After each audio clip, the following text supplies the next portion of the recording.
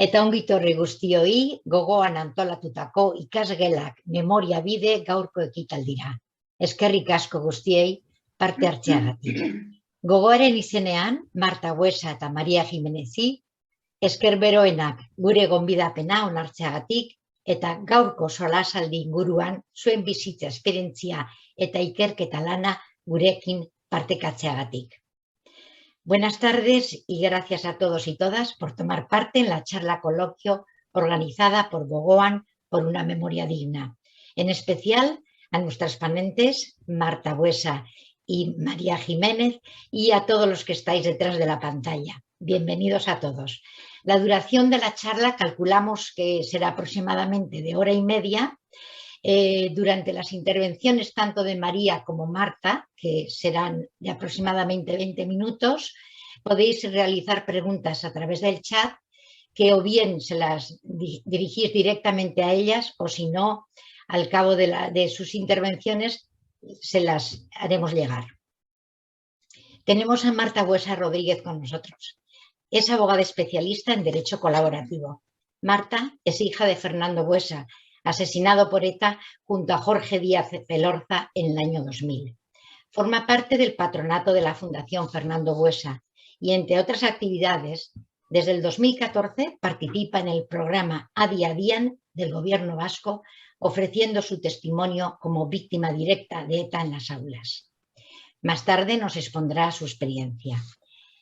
María Jiménez Ramos es profesora de la Facultad de Comunicación de la Universidad de Navarra. Su investigación, trabajo y su tesis doctoral giran en torno al terrorismo, con especial atención a las víctimas, las narrativas y la prevención de la radicalización violenta. Recientemente, María ha realizado y publicado un profundo trabajo sobre el terrorismo y sus víctimas en las aulas universitarias, cuyo proceso y conclusiones nos expondrá en esta charla coloquio. El título de la charla, Las aulas, herramientas de memoria, nos lleva directamente al campo de la educación y formación de nuestros jóvenes y adolescentes. Por tanto, a la esencia misma de la educación, educar en valores. La transmisión de valores en las aulas es una tarea diaria. Se transmiten valores cuando se fomenta el espíritu crítico, la reflexión, la empatía, el respeto al diferente, los derechos humanos, los valores democráticos. Pero esta tarea no solamente es una labor de los docentes, las familias y la comunidad educativa, lo es también de la sociedad en su conjunto. Es nuestra responsabilidad. Por eso, desde Gogoa, hemos considerado que este tema es de ardua importancia y es también nuestra responsabilidad ética como parte de la sociedad. Educar en valores constituye un desafío de la docencia, pero a la vez las aulas nos proporcionan un marco inigualable como herramientas para trabajarlos. Nos brindan la oportunidad para transmitir a nuestros jóvenes y adolescentes los testimonios del horror, barbaridades, crueldades y secuelas que ha dejado y ha causado la violencia terrorista. Si queremos deslegitimar la violencia, superar su trauma y no caer en la amnesia, el olvido o el desconocimiento de lo que aquí en nuestra sociedad hemos vivido, la presencia de las víctimas en las aulas y también de los victimarios que rechazan la violencia y apuestan por una convivencia en paz es fundamental. Es tiempo de testimonios, de pedagogía y memoria. La memoria no es solo el relato de los hechos, sino es también el comprender las causas, las consecuencias y la dimensión de los hechos. No dejemos a nuestros jóvenes la herencia del silencio, ni tampoco que sean los libros de historia los únicos que cuenten el relato. Por eso ahora, Marta, con mucho gusto escucharemos tu experiencia en ese terreno y tu testimonio. Empieza cuando quieras, Marta. Vale, muy bien, pues buenas tardes, buenas noches a todos los que estéis aquí convocados. Bueno, muchas gracias a Gogoan por la invitación a participar en este coloquio, en estas iniciativas que bueno, me parece que son muy interesantes y que sirven como ámbito, ¿no? Como espacio de encuentro y de reflexión y que creo que son muy necesarios. Así que muchas gracias y también gracias a ti, Bea, por esta cariñosa presentación. Bueno, como ya he dicho, yo participo en el programa Día a Día, porque así se llama el programa de víctimas en las aulas que gestiona el Gobierno vasco para el País Vasco. Bueno, a mí me lo propusieron en enero de 2014. Yo, bueno, acepté y sí que dije que yo quería hacerlo en centros de Vitoria, porque para mí mi organización personal y profesional o profesional y familiar me resultaba más cómodo hacerlo en centros de Vitoria, que es donde vivo. Y donde yo he ido han sido todos centros concertados. Bueno, tampoco es que haya ido a muchos, pero sí que han sido concertados y he estado con grupos de alumnos de primero y segundo de bachillerato.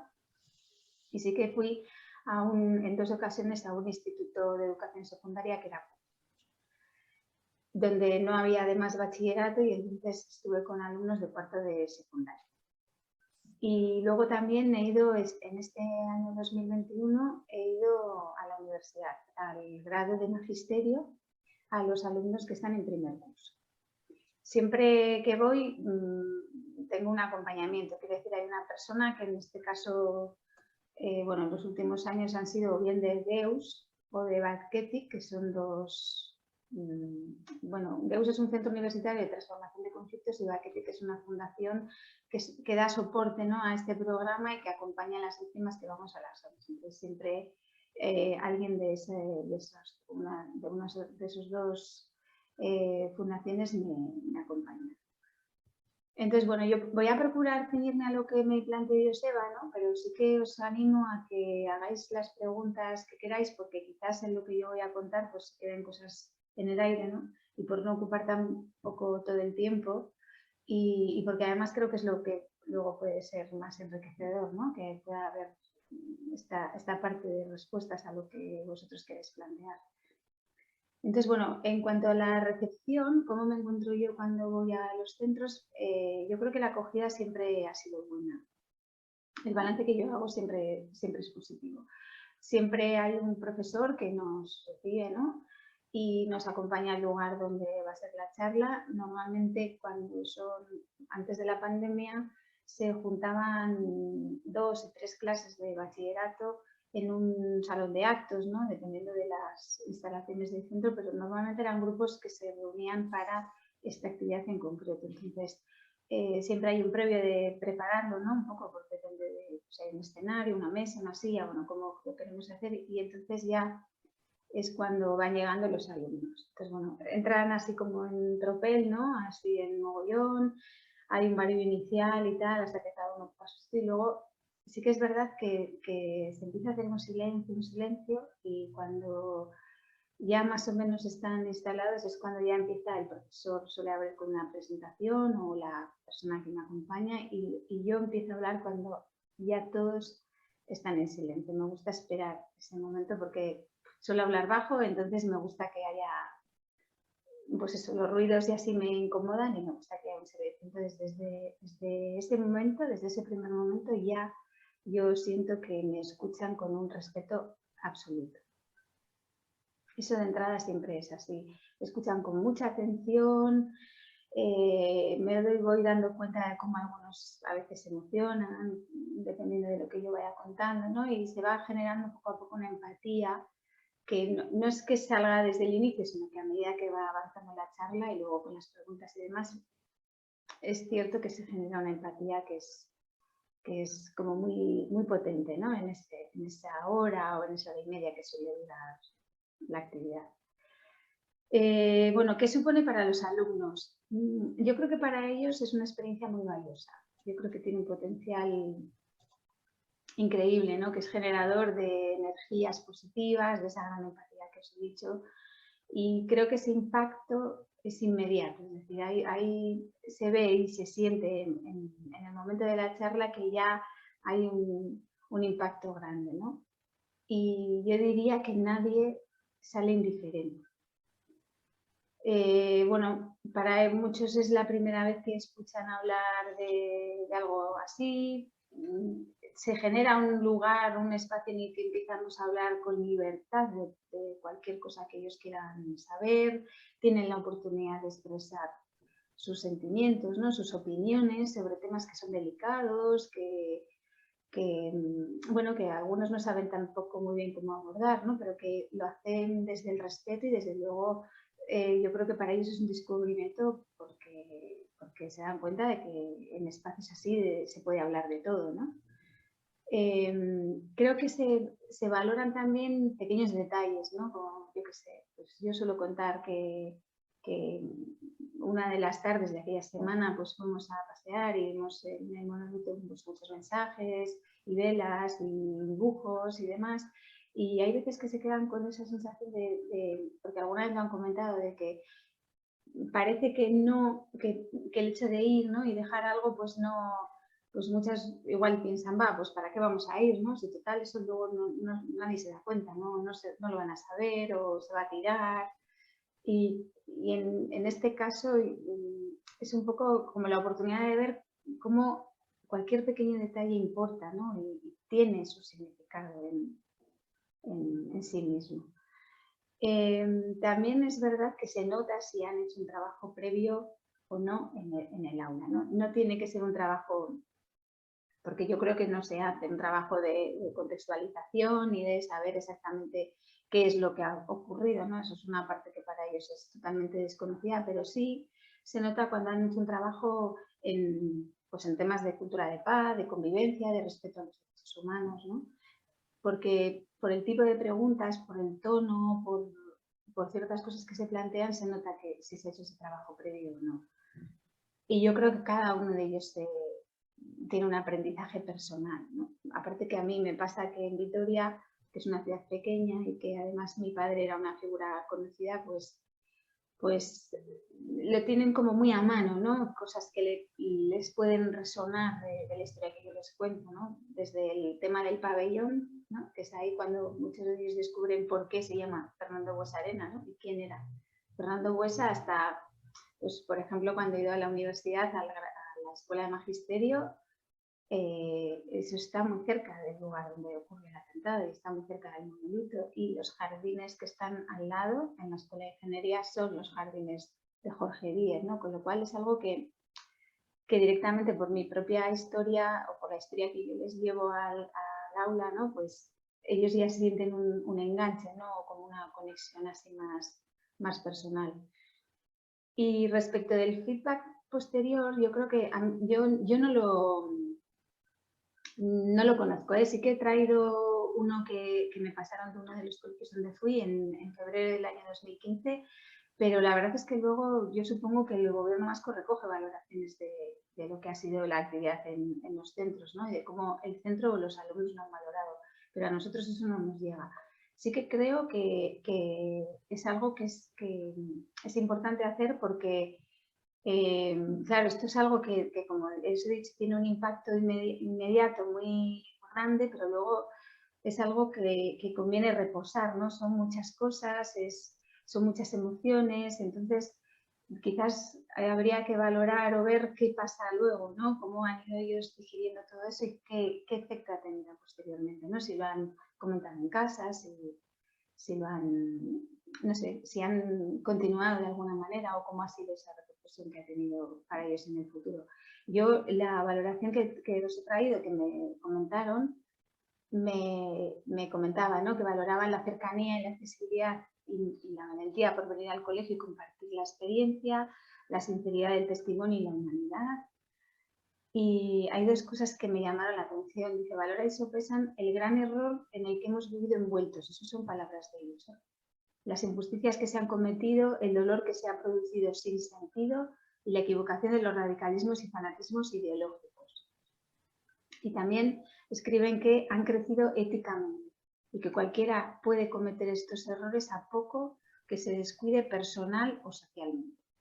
Con lo cual, bueno, esto puede dar un poco una pista de cómo ellos integran bien esto, ¿no? Y cómo ese trabajo de deslegitimación de la violencia, ¿no? Del uso de la violencia y de cómo te pueden llevar a un camino equivocado, ¿no? Sin tú saberlo, pues eso parece que sí que se consigue, ¿no? Luego, bueno, ¿qué me aporta a mí? También es una experiencia muy valiosa para mí. Por un lado, es verdad que el esfuerzo personal que supone es duro porque implica recordar momentos duros y difíciles, ¿no? Es exponer mi intimidad y al final, bueno, pues no deja de ser algo que te saca de tu rutina, de tu vida cotidiana y te vuelve un poco al pasado y te vuelve a ese sitio de dolor, ¿no? También creo que tiene como un cierto efecto terapéutico, si se puede llamar así, porque es verdad que poner en palabras, o sea, yo cuando empecé, yo tenía muy claro todo lo que me había pasado, o sea, lo tenía muy, muy, muy dentro de mí, lo tenía como muy claro, pero el hecho de hacer el esfuerzo de poner palabras a lo que yo viví y contarlo en voz alta, ¿no? Tiene como una parte que lleva como a integrar, ¿no? A aceptar todo aquello que sucedió. Y yo creo que a pesar de la emoción, a pesar de que yo pueda llorar en algún momento, me emociona, se me seca la voz, la garganta, ¿no? Me cuesta un poco hablar, creo que tiene ese efecto, ¿no? De que yo pienso que cuando alguien es capaz de hablar en voz alta, ¿no? Y de nombrar lo que le ha sucedido, ha hecho ya un recorrido para sanar un poco, ¿no? Con ese efecto terapéutico que comento. Y yo creo que es una manera de orientar ese dolor hacia algo constructivo, hacia algo positivo, ¿no? Hacia algo bueno en definitiva. Lo valoro como una oportunidad de contribuir en esta construcción de la convivencia, ¿no? Es como mi granito de arena, ¿no? Precisamente además con jóvenes, en el ámbito educativo, ¿no? Que para mí tiene un valor especial, porque si por alguna razón hago lo que hago, ¿no? Es porque con el anhelo de que lo que hemos vivido se conozca y que no se vuelva a repetir, ¿no? Entonces, para mí por eso tiene un valor especial. También tiene una parte de aprendizaje para mí, porque a través de las reflexiones que se suscitan con sus preguntas, ¿no? Yo puedo llevar una reflexión como muy meditada, pero a veces me la replanteo otra vez, ¿no? Con sus preguntas. Entonces es esa parte de que yo aprendo con ellos, ¿no? Y también yo creo que esto es algo que lo que he pensado últimamente, que tiene también una parte de recuperar la dignidad, ¿no? De hacernos visibles, ¿no? De hacerme visible, ¿no? Es como, yo últimamente le doy vueltas, ¿no? Las víctimas de ETA, cuando se habla de las víctimas de ETA se habla de una generalidad, parece que somos ahí como un ente, ¿no? Abstracto, ¿no? Pero cuando le pones una cara, un nombre, una vida concreta, ¿no? A una historia, a una víctima, pues es una manera de hacernos visibles, ¿no? De visibilizar, y es un poco lo de cada una de las víctimas, ¿no? Cada una tiene su valía, tiene su importancia y es importante que ellos vean y conozcan una historia, aunque sea una única historia, dentro de todo lo que ha sido esos años de terrorismo de ETA. Y luego, bueno, en cuanto a las preguntas, la verdad es que quizás después de lo que yo les cuento, siempre hay un momento de silencio, así como de tenso, de no se atreven, ¿no? Y suele ser un profesor o la persona que acompaña, ¿no? Que me acompaña, pues que rompe un poco el hielo, ¿no? Y lanza alguna pregunta o les anima un poco, pero luego sí que es verdad que empiezan a intervenir y empiezan a preguntar. Y cuando ya uno pregunta, pues los demás siguen un poco en cadena, ¿no? Siempre, bueno, he pensado un poco, el hilo de las preguntas que salen suele ser, por un lado me preguntan casi siempre qué pasa con el hecho de que yo no sentí odio. Es algo que les sorprende, ¿no? Y que siempre luego indagan un poco cómo pudo ser, ¿no? Que no sintiera odio, ni siquiera al principio, ni un poquito, ni nada, ¿no? Me suelen decir. O también cómo actuaría yo, el tema de los presos, el tema de qué pasaría si yo me encontrara con los asesinos de mi padre en la calle, qué haré el día que salgan de la cárcel, ¿no? También sale de forma recurrente el tema del perdón, ¿no? Si yo soy capaz de perdonar. También me preguntan cómo se los hemos explicado a nuestros hijos, porque yo suelo llevar anécdotas de mis hijos, porque en esto que os decía del aprendizaje, para mí mis hijos han sido como unos pequeños profesores, ¿no? Entonces, en la medida en que yo les he tenido que contar a ellos y responder a sus preguntas, pues bueno, yo creo que surge un poco también en ellos el tema de cómo lo he hecho, ¿no? Cómo lo he podido hacer. El tema de los homenajes a los presos de la cárcel también suele salir en los últimos años. Ha salido también. Y luego también, dependiendo de la edad, quizás esto yo puedo salir en la última vez que intervine en la universidad, porque ya son mayores de edad, ha habido algunas elecciones en las que han podido votar, entonces sí sale el tema político, ¿no? ¿Qué me parece a mí que esté vivo en el Congreso o que esté en el Parlamento, sus pactos electorales, ¿no? Ese tipo de cuestiones. Y luego a veces, y esto suele venir siempre de la mano del profesor, me preguntan a ver cuál es el trabajo que hacemos en la Fundación Fernando Buesa. Entonces, bueno, yo me paro aquí, no sé cuánto tiempo llevo, pero bueno, luego... No, vas bien, Marta, vas bien. Vale. Si quieres, podemos incluso introducir alguna pregunta. Me gustaría saber, cuando entráis en los centros, ¿cuál es la implicación de los docentes? ¿Qué trabajo previo tenéis que hacer? ¿Solicitan ellos vuestra presencia ya? Bueno, a mí me llaman del Gobierno vasco, ¿eh? Ya. Me dicen, nos han pedido pues para ir, por ejemplo, la semana que viene, el día 30 de noviembre, pues el primer curso del grado de magisterio otra vez, pues que quieren llevar a alguien, entonces me llaman a mí. No sé si son ellos los que piden que vaya yo, no lo sé. Yo creo que se ponen en contacto con la persona de referencia que tengan ellos en el Gobierno vasco o en la Cadicha, y entonces a mí me contacta el Gobierno vasco. Es el que me propone ir y yo, entonces ya, si digo que sí, me contacta, en este caso me ha contactado un chico de Baketic y bueno, he quedado con él para ir allí. O sea, con el contacto directo con el profesor no lo he tenido. Solamente una vez fui a este instituto que os he comentado de público, aquí en Vitoria, pero yo lo supe después, ¿eh? A mí me habló la persona de contacto del Gobierno vasco y cuando yo fui era una clase muy pequeñita, de pocos alumnos, no habría más de 20, y me extrañó porque realmente no era lo que solía ser. Y luego ya, después de ya hacer la actividad, me pregunté y entonces ya me explicaron que claro, no, era un profesor veterano, ¿no? Que ya pues no tiene que dar cuentas, ¿no? O él si decide hacer una cosa, pues en este caso lo planteó al centro y el centro no le pareció, pero él decidió que sí que quería y entonces fue él el que tomó la iniciativa. Y entonces, por su propia iniciativa fui yo a esa clase. Era una clase, yo no te sé decir, igual lo digo mal, pero no era un cuarto de la ESO como tal, era una clase de varios chicos de distintos cuartos de la ESO que estaban con este profesor, pues no sé, en algún taller de ética o de valores, no sé exactamente qué era lo que hacía, ¿no?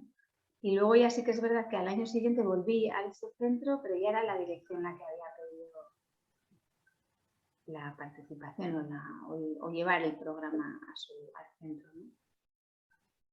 Realmente, Marta, es admirable el esfuerzo que supone el presentaros en esas circunstancias y con vuestra carga tan intensa y tan dolorosa y tener que presentaros. Me pregunto si sois suficientes número de víctimas las que estáis dispuestas a entrar en el trabajo de a día en el programa, o también recurre el programa a personas como tipo María, por ejemplo, que tienen una experiencia profesional en ese campo.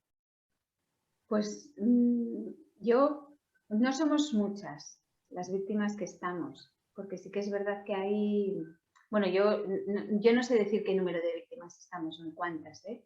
Porque por un lado he coincidido, a la gente que suelo conocer, pues he coincidido en algunas reuniones, ¿no? Que nos conocemos y también es verdad que esto se plantea en todo el ámbito del País Vasco, pero no son muchos los centros que lo piden porque es algo voluntario. Y también es verdad que las víctimas que vamos lo tenemos que hacer con cierta dosificación, porque no es algo que lo hacemos de forma voluntaria, es gratuito y todas lo hacemos de corazón, pero no puede ser algo que hagamos con mucha frecuencia porque sería agotador y además se perdería un poco la cosa de hacerlo, como yo digo, con el alma, ¿no? Porque al final, si esto se convierte en algo mecánico, yo no me vería haciéndolo, ¿no? que yo sepa, no llevan nunca a ningún profesional como puede ser María. O sea, este tema se hace con víctimas. Y además en el País Vasco sí que hay a ver cómo le digo, sí que siempre tiene que haber una víctima de ETA, pero también va una víctima de otros terrorismos del GAL o de abusos policiales. Y claro, víctimas del GAL y víctimas de abusos policiales hay muy poquitas que participen en estos programas. Entonces ahí suele haber cierta tensión porque hay veces que los centros piden a alguien que sepa hablar euskera y tampoco somos todos los que saben, yo, por ejemplo, no podría hacerlo, ¿no? Entonces, bueno, pues ahí sí hay una limitación importante. De lo que yo sé, pero bueno, que no lo sé todo. O sea, yo sé un poco cómo lo hacen conmigo, pero no cómo lo gestionan internamente, no sé tampoco todo el detalle. Muchísimas gracias, Marta, por tu aportación. Pasamos ahora a María y quizá más tarde, ya veo que hay preguntas, pues podemos emplazar a las preguntas. Muchas gracias y un abrazo enorme por vuestro esfuerzo tan grande. María, tienes la palabra. Muchas gracias, Beatriz. Gracias, Marta, por tu intervención. Casi voy a empezar contestándote a tu pregunta, Beatriz, porque, bueno, los que nos dedicamos a eso desde otra perspectiva o por mi parte desde la perspectiva académica, pues no vamos a las aulas a contar esto, pero sí que estamos implicados en la formación de los profesores, no a través del Gobierno vasco, pero sí a través del Centro Memorial de Víctimas y del Ministerio del Interior, porque ellos tienen bueno, también un programa en el que están intentando implantar las unidades didácticas sobre terrorismo en las distintas comunidades autónomas, y hay comunidades que antes de implantar esas unidades didácticas, pues lo que le piden al Ministerio, al Memorial es, bueno, vamos a formar a los profesores en este tema. Y en esos cursos de formación yo sí que estoy implicada. Esta semana o la semana pasada hemos terminado uno con profesores de Castilla y León. Tenemos otro ya casi en marcha con profesores de Aragón. Y la verdad es que hay un interés, bueno, que es casi palpable en este tema, lo cual pues yo creo que nos anima bastante a todos. Y bueno, lo que yo quiero contar también es un poco animante, o al menos pues yo lo veo así. Yo vengo de trabajar ya hace casi 9 años en este tema, casi siempre desde la perspectiva de las víctimas.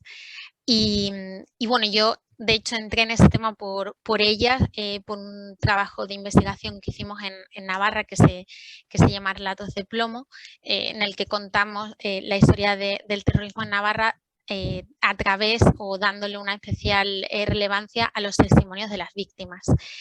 Y a partir de ahí, pues bueno, las entrevistas y los testimonios se servían o se erigían de alguna manera como una herramienta para conocer la historia. Lo que pasa es que en mi investigación académica, pues lo que nos planteamos es, bueno, ¿qué pasa si damos un paso más, ¿no? Y qué pasa si intentamos comprobar si estos testimonios de víctimas pues tienen un efecto en la audiencia, en concreto una audiencia joven, y qué efecto tienen. Y a partir de esa pregunta, pues es con la que nosotros desde la universidad empezamos a trabajar. También lo empezamos en un momento en el que bueno, la ETA ya no actuaba, había decretado el cese de la violencia, se empezaba a hablar de la batalla del relato. Y hubo un artículo y una reflexión que se había publicado en Alemania por esa época, y como bueno, Alemania siempre en estos casos de la memoria funciona un poco como espejo, pues nos llamó la atención. Y esa pregunta era: ¿cuánto se tarda en olvidar un holocausto?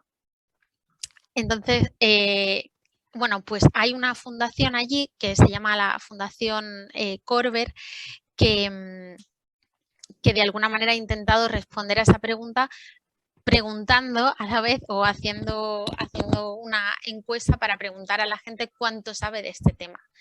Y la última encuesta de este tipo que han hecho se publicó el año pasado, y lo que decía era que menos de la mitad de los jóvenes de 14 a 16 años había oído hablar de Auschwitz, que era, digamos, que el epicentro de la memoria del Holocausto, ¿no? Pues la medida para saber hasta dónde llega el conocimiento.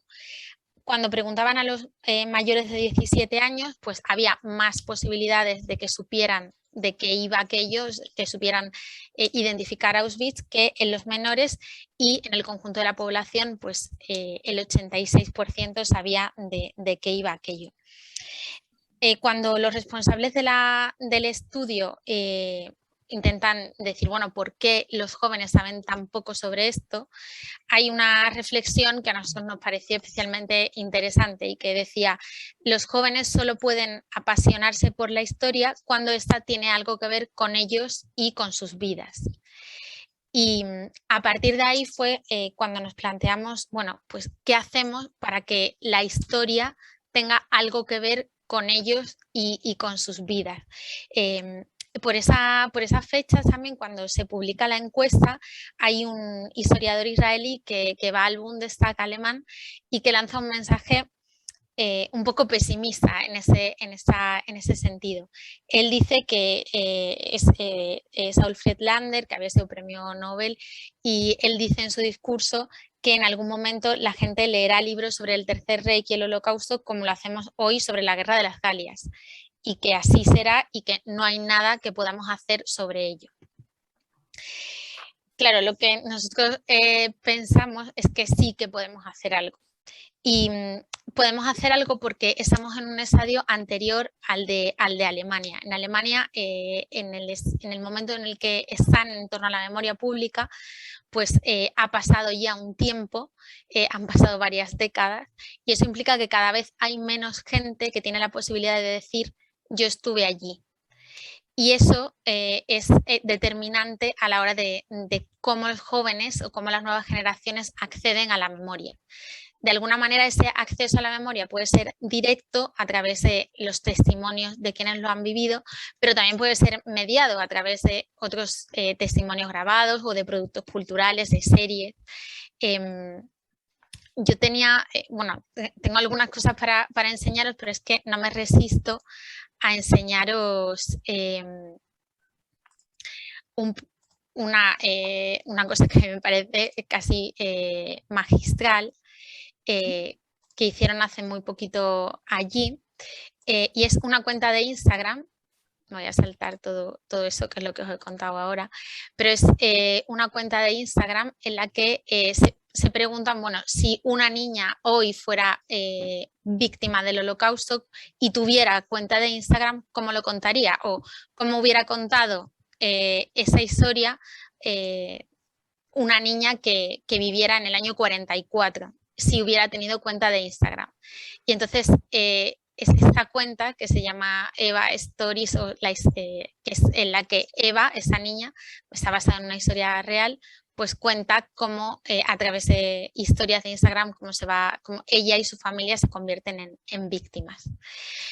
Bueno, pues esa manera de acceder a la memoria, y me quedo por aquí para compartiros otra cosa ahora, lo que nos invita a preguntarnos es eso, ¿no? ¿Cómo acceden nuestros jóvenes a lo que pasó? Y una manera de acceder a lo que pasó es a través de los testimonios de las víctimas. Los testimonios pueden ser igual, ¿no? Pueden ser directos, como el que Marta ha contado en las aulas, pero también hay otros testimonios que pueden ser grabados en distintos formatos, o también incluso testimonios que vienen a través de otros productos como documentales o series, y son testimonios que aportan en varias líneas, ¿no? De alguna manera convierten a las víctimas en protagonistas de la historia, en actores que no son actores pasivos como han sido durante tantas décadas, no son el precio necesario para que la historia avance, sino que sus vivencias se convierten en parte protagonista de la historia. Aportan además una mirada panorámica, porque son las únicas que pueden contar todo el proceso de victimación, desde el antes, el durante o el después. Luego decía Marta una cosa que tiene que ver con, bueno, con las historias concretas, ¿no? Al final, una cosa es hablar del mal y otra cosa es concretar el mal. Y la historia de una víctima, en el fondo, es la concreción del mal en la vida de una persona. Yo he tenido la suerte de participar en la exposición permanente del Centro Memorial y el último vídeo de esa exposición es un conjunto de imágenes caseras de distintas víctimas en escenas cotidianas, pues en unas vacaciones, una excursión a la montaña o en la boda de una hija o en un día en la playa. Y ese vídeo al final tiene que ver un poco con eso, ¿no? Con vidas en las que cualquiera se puede sentir reflejado y una existencia que se corta, ¿no? Todo lo que esa persona deja de hacer porque la violencia se interpone en su camino. Y también tiene una parte, o sea, el testimonio de una parte de efecto espejo, ¿no? Un componente moral que tiene que ver con la interpelación que nos hace a los demás, de bueno, mientras yo estaba pasando eso, ¿tú dónde estabas? ¿O qué estabas haciendo tú mientras todo eso ocurría? Pero aparte de todo eso, y voy a lo concreto de la investigación, lo que nosotros nos planteamos es, bueno, puede haber un motivo más para utilizar los testimonios de las víctimas en las aulas, puede haber una razón que sea puramente pragmática y es que funcionen para cambiar ideas o para cambiar percepciones. Y ese fue el punto de partida. Nos dimos cuenta también porque nos trasladamos la pregunta inicial de bueno, no solo de cuántos tardan en olvidar un holocausto, cuánto saben los alemanes de Auschwitz, sino cuál es nuestro Auschwitz.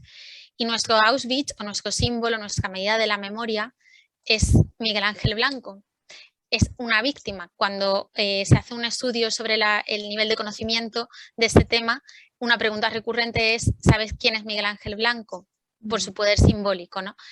Pero eso también nos lleva a que no solo es nuestra medida de conocimiento, sino que la historia se está enseñando a través de alguien o a través de la historia de alguien. Cuando vemos lo que se ha hecho, os he puesto aquí algunos datos que nos indicaban a nosotros dónde estábamos, ¿no? O desde dónde partíamos. Una encuesta de Deusto de 2017 que habla de que el 40% de los universitarios no sabe o no sabía en ese momento quién había sido Miguel Ángel Blanco o desconocían el atentado de Hipercor. Y dos estudios más recientes, el de GAT3 del año pasado, en el que dice que el 68% de los jóvenes no ha estudiado el terrorismo de ETA en el colegio o en la universidad.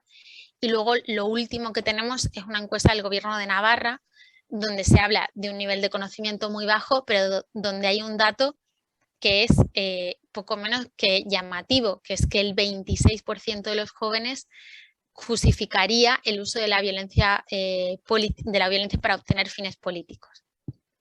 Bueno, pues con todo ese panorama lo que nosotros nos planteamos es, bueno, vamos a llevar testimonios de víctimas a 2 aulas universitarias de Navarra, en la Universidad Pública y en la Universidad de Navarra, testimonios, como coincidiendo con lo que ha dicho Marta, cercanos geográficamente de víctimas que tienen relación con Navarra, que han sido víctimas aquí o que vivían aquí, y vamos a ver qué pasa. Entonces, lo primero que hicimos fue preguntarles a los universitarios qué pensaban de todo esto. Y vimos que había un nivel de preocupación que era alto, pero un nivel de información que era bajo. O sea, el tema del terrorismo estaba encima de la mesa, de sus preocupaciones, pero reconocían que tenían poca información en torno a ese tema. Y que cuando tenían información, pues esa información llegaba a través, sobre todo, de la televisión o de medios de comunicación tradicionales y también del entorno familiar. O sea que había sido una fuente también directa de información sobre esto. Y les preguntamos si en algún momento habían tenido acceso al testimonio personal de alguna víctima. Y mayoritariamente nos dijeron que no conocían ningún testimonio. Los encuestados en ese estudio eran más de 200 universitarios de primer curso, 18, 20 años de margen, la mayoría 18 años, la mitad más o menos procedentes de Navarra, algo más, y el resto procedentes de otras comunidades autónomas o del extranjero. Y en un 60% eran chicas y en un 40% eran chicos, que es la representación habitual en una aula universitaria de ciencias sociales, por lo menos. Bueno, pues después de testar cuál era el estado más o menos de opinión, lo que hicimos fue darles 5 testimonios.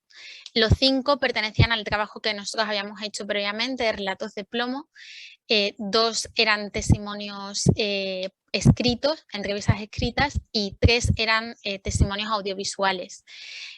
Los perfiles de las víctimas eran distintos, todos eran familiares de personas que habían sido asesinadas, pero pues había una hermana, una viuda, una madre y 2 hijos de víctimas. Y lo que hicimos fue pues darles estos testimonios y después volver a encuestarlos. Lo que hicimos fue preguntar para comprobar si había habido algún cambio de opinión y luego preguntar sobre qué impacto concreto habían tenido los testimonios. Sobre los cambios de opinión, pues hubo algunos relevantes. En general, la opinión sobre ETA empeoró 14 puntos. O sea, nosotros preguntábamos, pues del 1 al 10, di si tu opinión es completamente negativa o completamente positiva. Para el 58%, antes de ver los testimonios, era completamente negativa. Pero después de conocer los testimonios, ese porcentaje subió al 72%. O sea que hubo un cambio importante. Y luego preguntamos también sobre qué percepción tenían ellos del apoyo que había dado la sociedad a las víctimas. Antes de ver los testimonios, ese apoyo, según ellos, había sido bastante. ¿Hay algún dato más concreto del que os pongo ahí? Pues el apoyo general a las víctimas del terrorismo era bastante. Se reducía un poco cuando preguntábamos en concreto sobre víctimas de ETA. Y en el País Vasco, y se reducía también cuando preguntábamos sobre víctimas de ETA en Navarra. Cuando ven los testimonios, ellos mismos no es que cambien, es que revierten por completo su percepción. Y claro, las víctimas habían contado su propia experiencia sobre el apoyo social que habían tenido. Entonces ellos dicen, bueno, pues el apoyo que vemos ha sido poco. Por lo menos digamos que aquí sí que hay un vuelco total en lo que pensaban. Luego también les preguntábamos antes y después sobre si era necesario o si consideraban necesario que el terrorismo se estudiara en las aulas. Y también era llamativo cómo aumentaban los porcentajes tanto para que se abordara el terrorismo como para que se abordara la prevención de la radicalización. Y eso se concretaba además en una pregunta, que es una pregunta que el Euskobarómetro ha repetido en algunas encuestas, que es ¿qué te parece que hay que hacer con la memoria? En resumen, ¿hay que perpetuar o cultivar la memoria de las víctimas o hay que pasar página? Antes de conocer los testimonios, pues el 55% decía que había que cultivar la memoria, pero había un 25% que decía que había que pasar página. Y ese porcentaje se reduce al 11% después de conocer los testimonios. O sea, a partir de ahí consideran que cultivar la memoria pues debe ser una prioridad para el 72%. Y también es llamativo cómo les preguntábamos por situaciones en las que ellos consideraban que alguien era víctima. Y les decíamos, pues, un familiar directo, un testigo, alguien que ha sido extorsionado, alguien que ha tenido que abandonar su lugar de origen. Esas situaciones, pues, para muchos también digamos que se ampliaba el espectro de la condición de víctima cuando uno escuchaba los testimonios. porque de repente pensaban, bueno, pues que la víctima era solo la persona que sufría de forma directa el atentado, y luego entienden que también la persona que es familiar o que lo ha vivido, que ha resultado herida, pues también tiene esa condición de víctima. Y luego a nosotros nos interesaba especialmente preguntarle sobre el impacto del testimonio. El que más les impactó fue este que os pongo aquí sin sonido, que es una entrevista a Mari Carmen Velascoain, que es la madre de Alfredo Aguirre, de un chico de 14 años que matan en Pamplona. Es el testimonio más elegido en general, o sea, más de casi la mitad lo eligieron como el que más les había impactado, pero es más impactante en las chicas.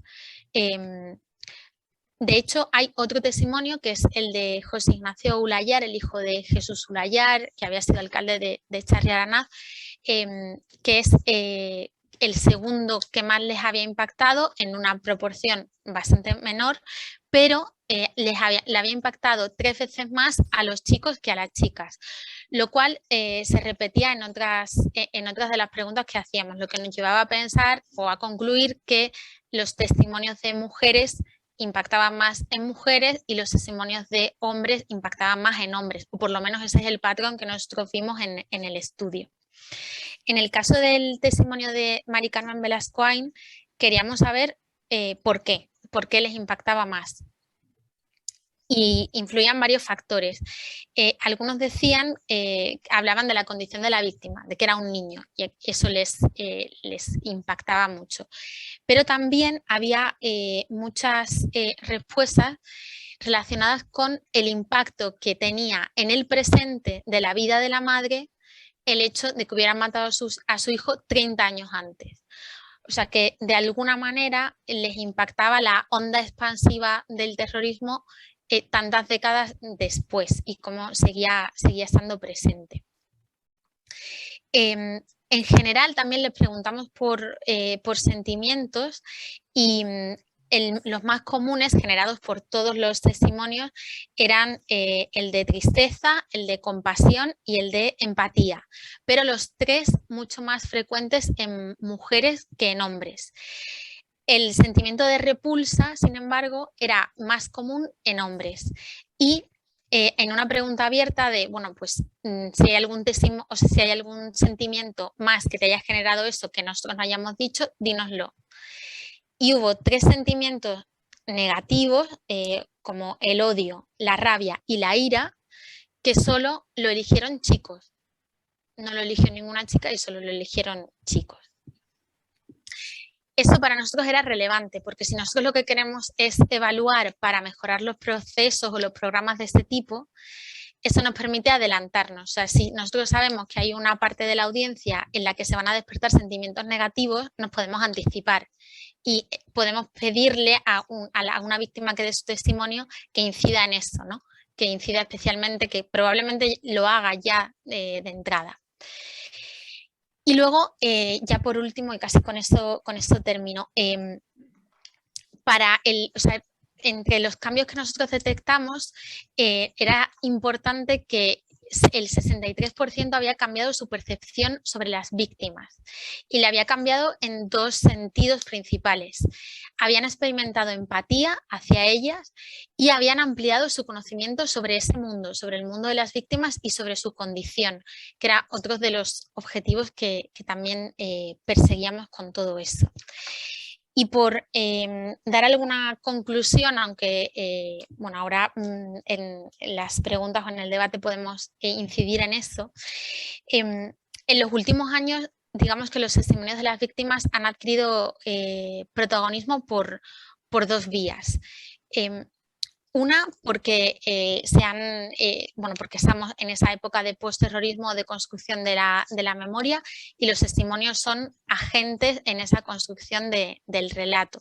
Pero por otro lado también, y a nivel internacional, con el auge del terrorismo yihadista en los últimos años, los testimonios se han puesto en primera línea como elementos de prevención de la radicalización. Y en ese contexto, y con estos resultados preliminares, al menos de este estudio, el mensaje es que hay partido, que a pesar de las encuestas, que a veces nos dan datos negativos, podemos hacer cosas, porque lo que nos están diciendo esos estudios, o este en concreto, es que los testimonios son eficaces, para ampliar conocimiento, para cambiar percepciones, que abren mundos afectivos que estaban cerrados para esa audiencia concreta, que cuestionan prejuicios, que invitan a contextualizar situaciones, que los testimonios también reflejan el compromiso social de las víctimas e invitan de alguna manera a quien los recibe a adquirir ese compromiso social, y que las víctimas, dentro de un contexto de cruce político que puede haber sobre este tema, probablemente ajeno para la mayoría de los alumnos, las víctimas tienen una autoridad moral porque tienen una especie de territorio de independencia, porque su voz es autorizada por lo que han vivido. Y eso nos permite construir una memoria en positivo, a través de testimonios difíciles, pero de los que se sacan valores positivos. No solo una memoria negativa a través de, bueno, pues vamos a poner negro sobre blanco quién ha hecho qué, cuáles son las responsabilidades de cada uno, que también hay que hacerlo, pero desde esa perspectiva positiva, pues también es posible construir. Y nada más. María, espléndida tu exposición y realmente es muy reconfortante saber, y tanto por los testimonios de las dos, que después de tomar ciertos pasos, tanto con el testimonio directo o indirecto, los beneficios no solamente son positivos para la persona que lo está realizando, como en el caso de Marta, sino también que hay una esperanza, digamos, por los cambios que habéis observado de un principio al final de la experiencia. Está claro que hay un antes y un después en el alumnado después de escuchar vuestros testimonios y realizar el trabajo que vosotros habéis realizado, María. Porque muchas veces decimos el desconocimiento de los jóvenes, pero muchas veces desconocen porque no se lo hemos contado. Entonces tenemos que meternos de lleno, como antes habéis expuesto, en mojarnos, digamos, en dar testimonio y trabajar realmente la deslegitimación de la violencia y, por supuesto, el relato, un relato veraz. Pasamos ahora a las preguntas, que veo que hay varias. A ver cómo nos arreglamos. Sé que hay alguna directa para Marta. Marta, ¿las estás viendo tú también? Sí, las he visto. Sí, si te parece igual, voy respondiendo alguna que sea directa para mí. Aunque bueno, todas tienen una parte que puede ser común, ¿eh? Bueno, vamos a ver, hay una pregunta que dice, ¿qué podemos hacer para impulsar cada uno de nosotros este programa en centros de nuestro entorno? También es verdad que, y hay otras que se refieren...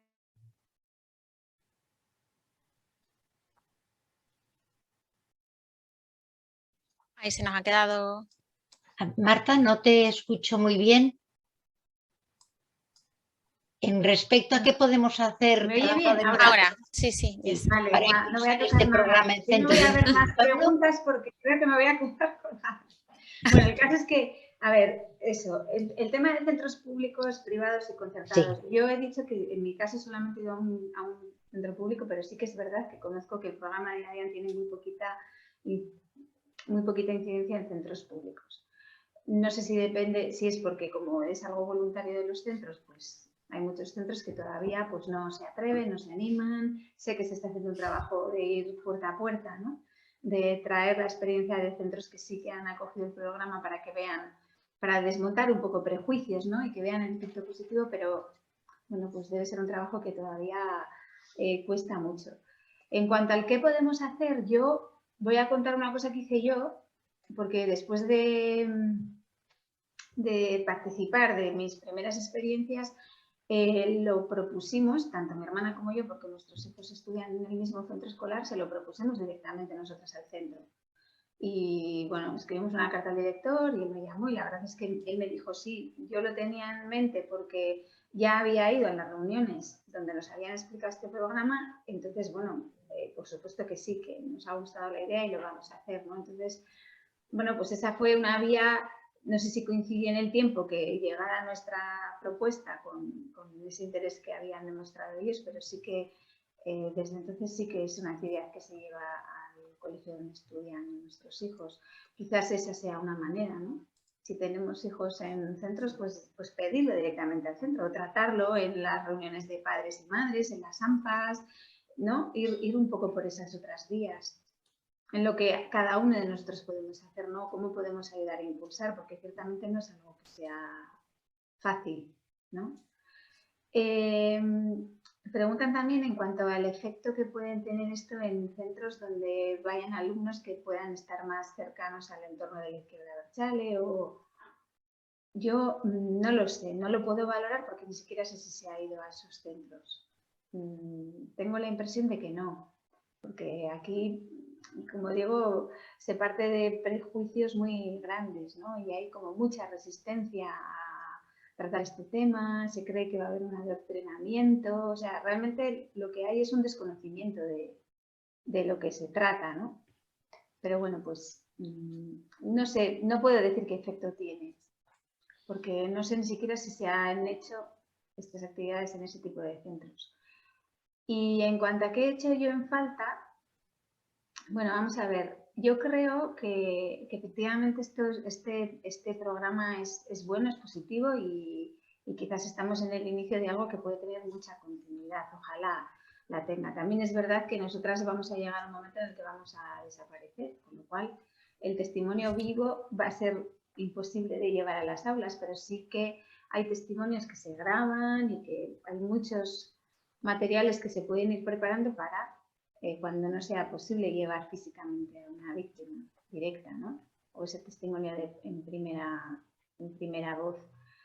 Pero aún así yo creo que esto tendría que ser algo que se planteara a nivel estratégico desde el gobierno, como política de convivencia, como programa de, como se quiere llamar, de construir una convivencia en paz y libertad, o como se quiera llamar, y que tendría que ser algo transversal, que no sea solo en los centros educativos, porque yo creo que educadores somos todos, ¿no? Y que sea algo que sea como algo que se lleve desde muchos ámbitos, ¿no? Puede ser un ámbito institucional directo que, yo qué sé, pues campañas de concienciación en los municipios, de limpieza de calles, de ir desmantelando toda esa iconografía que recuerda a la violencia, bueno, en fin, no sé, que forme parte de un todo, ¿no? Y que haya realmente una voluntad y una dirección hacia la que caminar en ese sentido.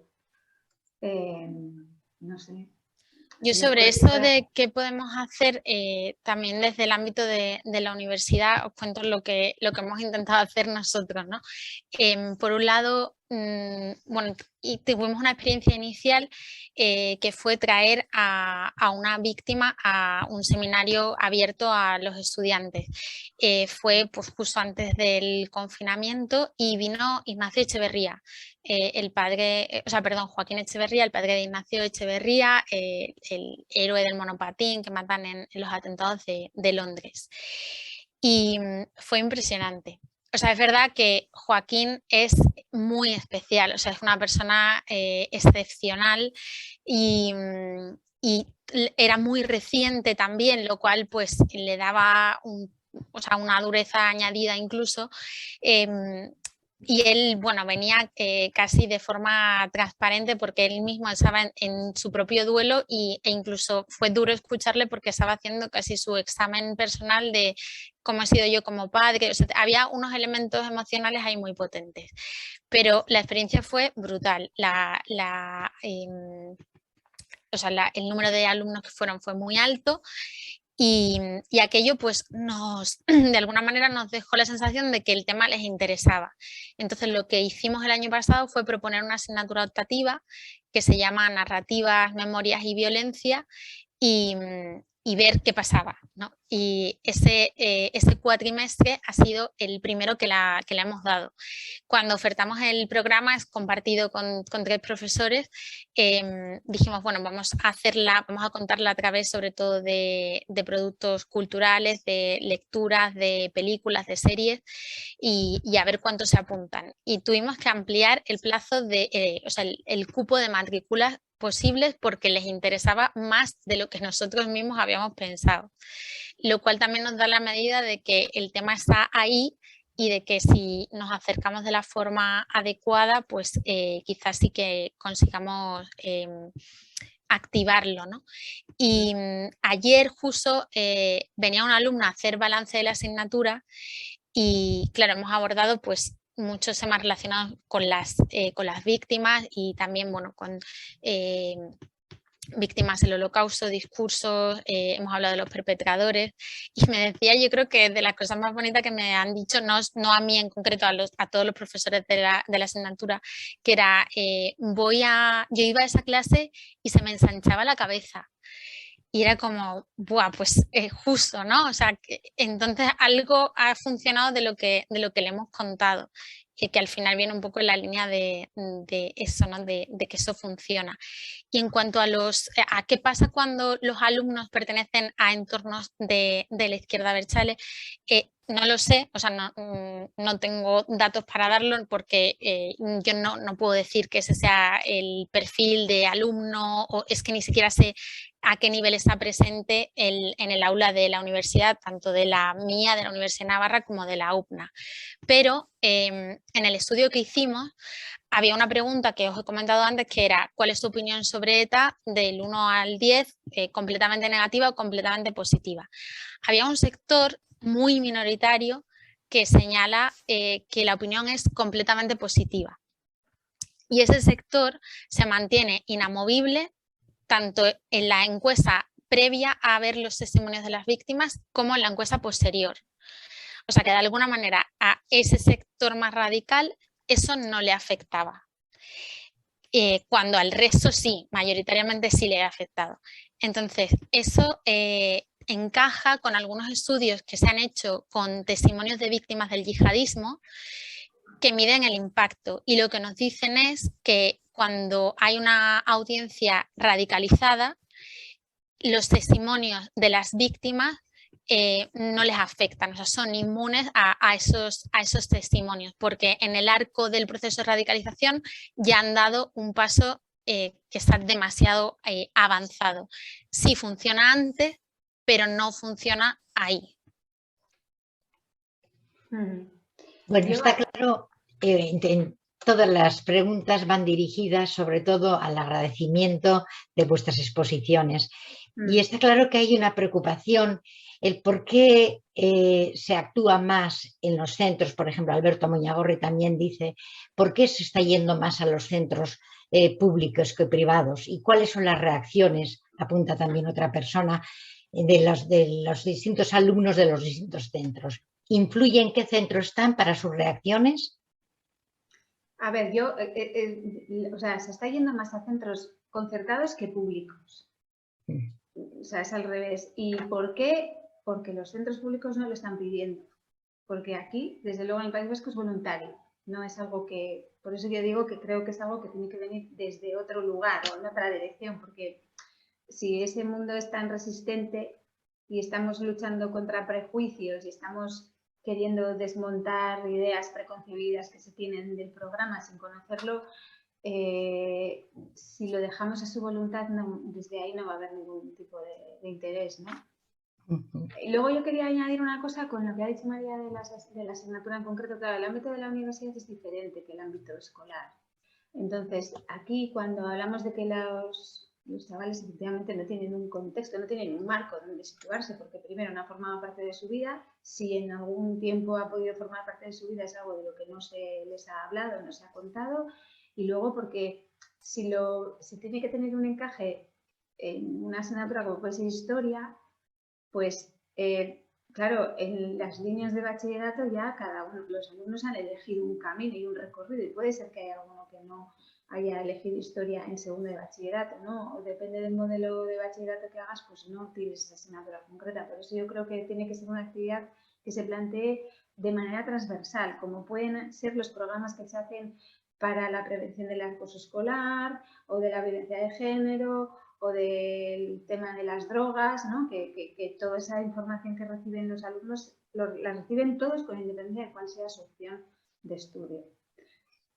¿Cómo hacerlo? Pues no lo sé, a mí se me escapa, yo no conozco el mundo educativo, pero por eso digo que creo que es mucho más importante que me parece que podría ser o servir de ayuda que esto viniera planteado como una línea estratégica sobre la que actuar y que no fuera solo en el colegio, o sea que si ellos no oyen hablar del acoso escolar solo o del bullying o de las drogas solo en el colegio.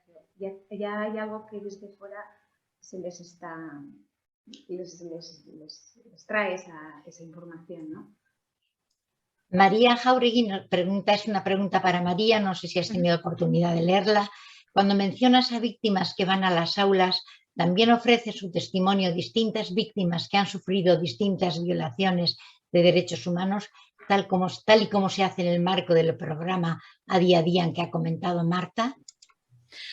Bueno, yo no he participado en la elaboración de las unidades didácticas que ha hecho el Centro Memorial. Yo lo que participo es en la parte de formación a profesores para contarles con un poco más de detalle, bueno, por qué es importante que las víctimas estén en las aulas o qué pasa cuando se lleva un testimonio de víctima al aula. Pero justo tengo aquí una unidad didáctica que la he estado mirando antes para otra cosa, que es una de las que ha hecho el Memorial, dirigida al segundo de bachillerato, el terrorismo en España, para la asignatura de Historia. Y efectivamente hay víctimas de distinta etiología, de víctimas de violencia política de distintas organizaciones. Y es que me ha llamado la atención para bien la actividad que proponen sobre el atentado del lechero de Alonso Tegui, lo llaman, de Liborio Arana, asesinado por los grupos armados españoles. Entonces, está pensada para alumnos de segundo de bachillerato, le cuentan la historia de ese hombre, cómo sucedió el asesinato, y luego pues les propone ejercicios para reflexionar personalmente y en grupos sobre ello. O sea que sí, justamente en el trabajo que yo he hecho, en el estudio que os he contado, nosotros utilizamos testimonios de víctimas de ETA, y solo de víctimas de ETA, por un motivo, y es que queríamos testimonios de víctimas de personas que hubieran sido asesinadas en Navarra, y en Navarra no hay atentados mortales de organizaciones de extrema derecha, o sea, no hay grupos terroristas que hayan actuado y hayan asesinado aquí, o sea, no hay víctimas del Ojal, por ejemplo. Entonces, como queríamos mantener ese vínculo geográfico por la cercanía que pudieran tener los alumnos, pues utilizamos testimonios de víctimas de ETA. Marta, también Fabián quiere saber si cuando vais a las aulas a día queda todo en vuestro testimonio, qué pasos posteriores hay después, qué labor se puede hacer después de dar vuestro testimonio en el programa. ¿Echáis algo en falta en a día? ¿Qué dificultades tenéis? Yo realmente no sé muy bien lo que se hace después, por eso he dicho, yo sé que puedo sentir si en el centro se ha hecho un trabajo previo con ellos en estos temas, ¿no? En si son alumnos que ya vienen con cierta conciencia, ¿no? De lo que son los derechos humanos, yo qué sé, han visto pues, lo que significa una pena de muerte, ¿no? O bueno, lo que es un fanatismo religioso, ideológico, bueno, en fin, algo ya se nota que han hecho previamente, ¿no? Pero yo lo que hacen exactamente no lo conozco. Sé que tienen a su disposición distintos materiales audiovisuales, pero también creo que es algo que el centro lo elige un poco, ¿no? Y luego, porque tengo la impresión de que aunque las unidades del Memorial están a disposición de todos los centros educativos, no es un material que los centros educativos en el País Vasco estén utilizando. Es verdad que no es más que una impresión, pero pero me da la sensación de que es así. Y sí que es verdad que también hay una pregunta que dice si como que no hay coordinación entre los programas, pues no la hay. O sea, que en el País Vasco ya llevamos una trayectoria grande de años con este programa y es el que se aplica. No hay una coordinación hoy por hoy entre lo que las unidades didácticas que están trabajando en el Memorial con las que se gestionan desde el Gobierno vasco. Y luego también hay una pregunta que dice si los estudiantes, si hay distintas respuestas de si los estudiantes son más jóvenes o más mayores, dependiendo de la edad. Yo creo que también es verdad que yo no he visto un rango de edad muy diferente. O sea, no es lo mismo estar en el cuarto curso de la universidad que en cuarto de la ESO, ¿no? Pero yo las edades que en las que he hablado son de entre primero, segundo de bachillerato y primero de universidad, o sea, entre 16, 18, 19 años. Pero sí que es verdad que hay como un salto cuando vas a la universidad, porque ya tienen también otras herramientas, tienen otro pensamiento, tienen otra, voy a decir, contaminación. Bien entendida, ojo, por favor, ojo, pero cuando hablas con chicos y chicas que son más jóvenes, son como más puros, no sé cómo decirte, como más limpios, ¿no? Entonces, el tema que tenga que ver con cualquier cuestión ética es como mucho más claro, mucho más directo, ¿no? No surgen cuestionamientos de tipo, pero es que claro, y es que no hay otro tipo de condicionamientos. Entonces, a veces es no es que sea fácil, es más directo, no sé, llegar a ellos, ¿no? De la otra manera también, porque al final son jóvenes que tienen sus inquietudes y, por supuesto, además se trata de hablar en libertad y de respetar absolutamente lo que cada uno tenga que decir y de que ellos comprendan cómo precisamente el hecho de no respetar la diferencia, no respetar al que pensaba diferente, ¿no? Fue lo que llevó a la decisión de exterminarlos. Entonces, también es un debate que surge con otros matices en edades más adultas. María, vosotros estáis incidiendo mucho en la formación del profesorado. Creo que es por donde hay que ir. ¿Realmente creéis que debiera de estar incluida toda esta formación en el currículo, por ejemplo, de la formación del profesorado de primaria, de secundaria y posterior? O sea, yo la verdad es que no me atrevo a responder de forma muy taxativa por desconocimiento de cómo es ese currículum. Lo que sí que sé, por lo que nos llegan de los profesores que participan en esos cursos, es que, o sea, muchos de ellos pues tienen interés en aplicar las unidades didácticas, en llevar testimonios a las aulas o en tratar el tema simplemente a través de esas unidades didácticas en las aulas, y que necesitan una formación pues tanto en el tema en sí mismo, que quizá pues lo conozcan con más o menos detalle, como también para manejar pues cómo contar experiencias difíciles o experiencias que pueden impactar a los alumnos.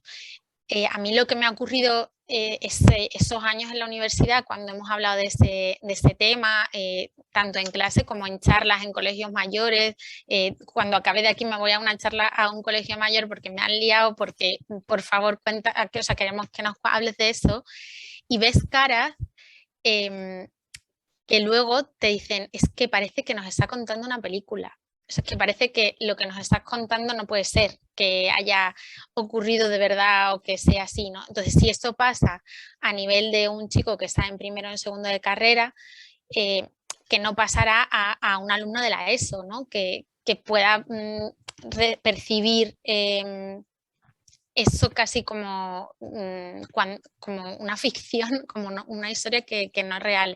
Entonces los profesores sí que agradecen que les contemos cómo lo abordamos o qué efecto puede tener.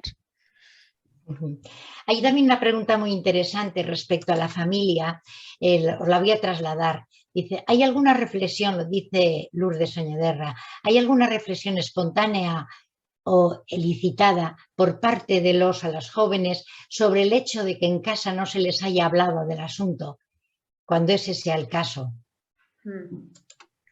Bueno, yo directamente no lo sé. O sea, ahí en el aula no sale la cosa de decir, jolín, de esto no habíamos hablado nunca, ¿no?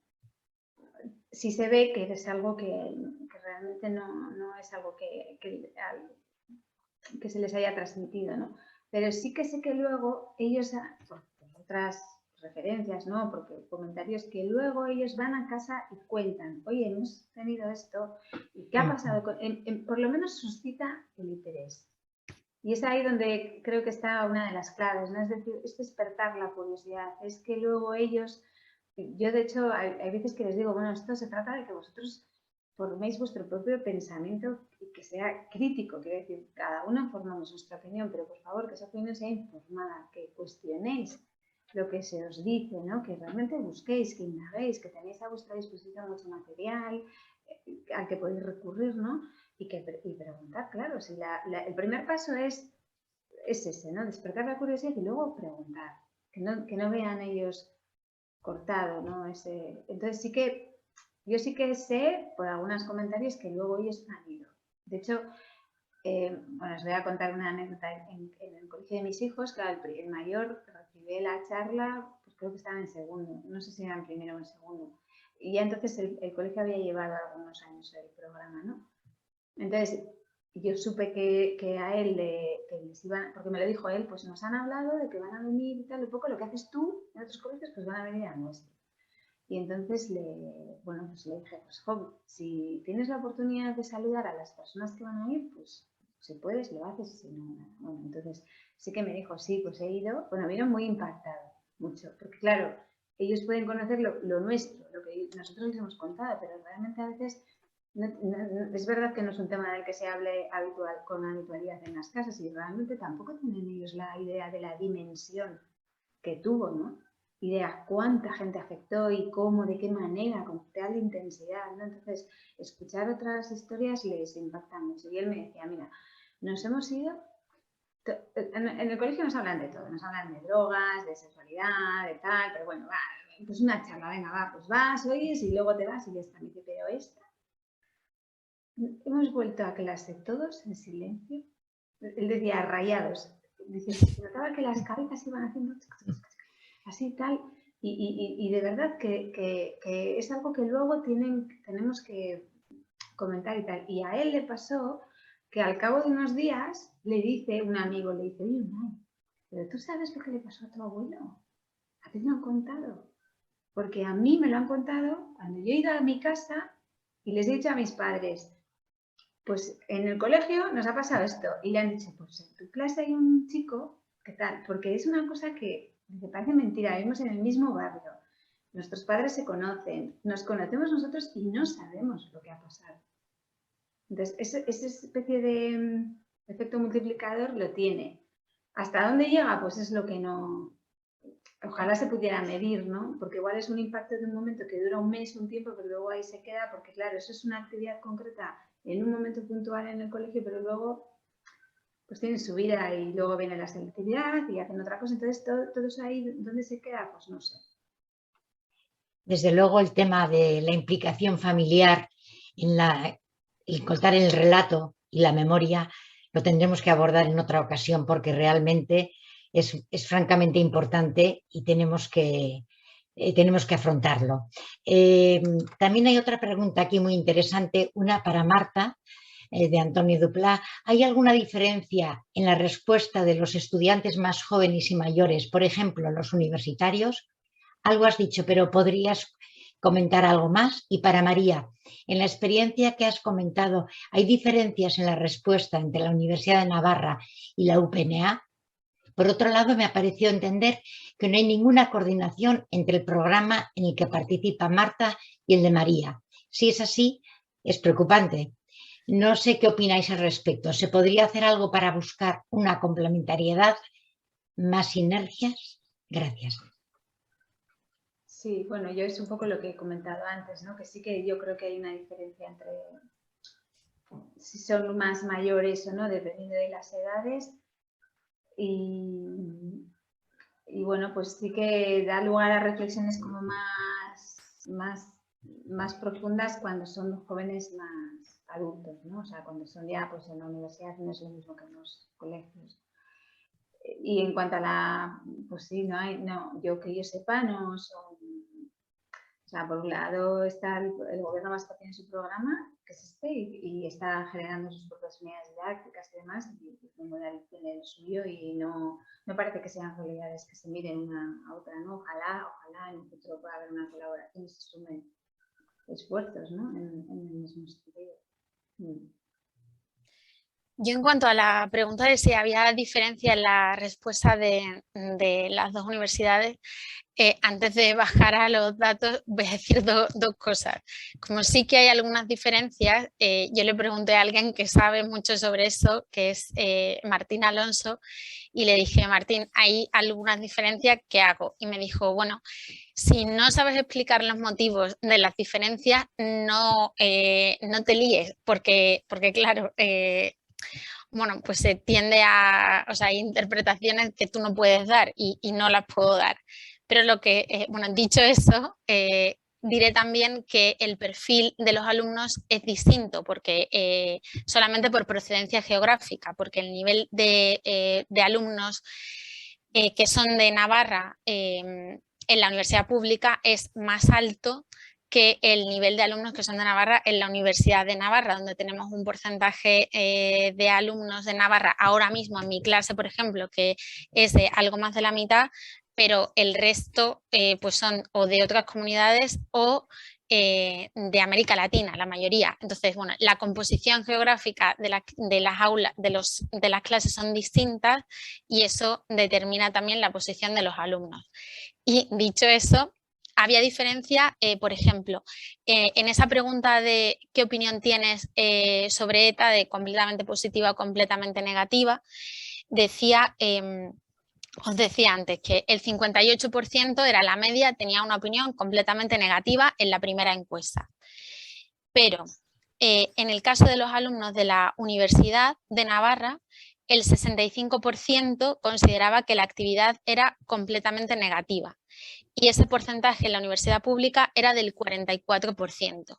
Ahí sí que había diferencia. Otra diferencia estaba en la pregunta de si consideraba necesario que se cultivara la memoria de las víctimas. Eso en la pregunta, o sea, en la encuesta previa sin testimonio. Ahí la media era el 55%, pensaba que se debía cultivar la memoria de las víctimas, pero el porcentaje en la Universidad de Navarra era del 63% y en la pública era del 40%. Cuando ya ponemos los testimonios y preguntamos si las opiniones han cambiado con respecto a ETA, pues también hay diferencia, o sea, hay un cambio mayor en los alumnos de la Universidad de Navarra que en los de la universidad pública. Pero donde no hay cambio, o sea, cuando no hay diferencia entre una universidad y otra, es en las opiniones sobre el testimonio de la víctima. O sea, cuando nosotros preguntamos ¿qué testimonio te impacta más? ¿Por qué? ¿Qué sentimientos genera? ¿Impacta más en hombres que en mujeres? Ahí las diferencias entre una universidad y otra no son apreciables, lo cual en realidad juega a nuestro favor, porque lo que nosotros estamos diciendo es vamos a entrar por aquí, porque es que eso, o sea, la vía del testimonio, el relato personal, te puede llevar a, primero, a romper prejuicios que tú tienes, a contextualizar situaciones por las que tú vienes marcado por tu formación, por tu familia, por tu entorno, y además es que la víctima tiene una autoridad concreta, que es una autoridad moral que, como decía antes, guarda un círculo de independencia ajeno a posiciones políticas previas. O sea que en ese sentido incluso también es esperanzador. Bueno, me parece que se acerca la hora de dar por terminada la charla. Hay un comentario que nos manda Maite que yo creo que engloba perfectamente el agradecimiento del resto de los participantes. Dice Marta, mil gracias ahora y siempre. Que seáis vosotras las que en gran medida estéis llamadas a preparar el terreno para hablar y abordar el uso de la violencia de motivación política y sus consecuencias. Agradecimiento infinito. Y yo particularmente os agradezco muchísimo a las dos, tanto vuestras aportaciones a nivel de experiencia vital, Marta, pues y María, por todo tu conocimiento y toda tu experiencia y toda tu labor académica. Muchísimas gracias. Siento que algunas preguntas no las haya podido hacer del todo bien y que se nos habrá colado alguna, perdonadme las personas que las habéis hecho si no hemos podido dar respuesta a los planteamientos que habéis realizado. En nombre de Gogoan, una y mil veces, muchísimas gracias a las dos. Ha sido estupendo toda vuestra aportación. Muchísimas gracias. Hasta pronto. Mil gracias a vosotros. Un abrazo.